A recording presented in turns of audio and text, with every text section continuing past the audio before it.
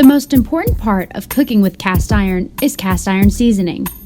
A proper cast iron seasoning keeps food from sticking and protects the cast iron cookware. Why Crisbee cast iron seasoning?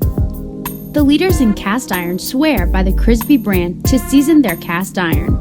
From new to vintage cast iron cookware, they trust Crisbee to season their pans to perfection every time. Protect and maintain a cleaner non-stick skillet.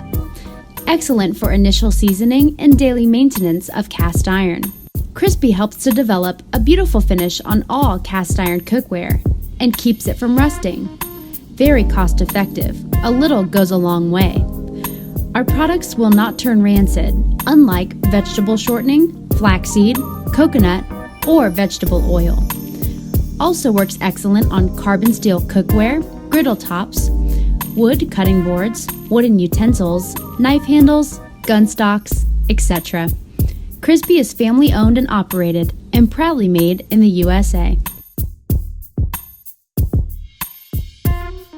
First, preheat your cast iron in the oven at 200 degrees Fahrenheit for 30 minutes. Then, lightly apply Crisbee to the preheated cast iron.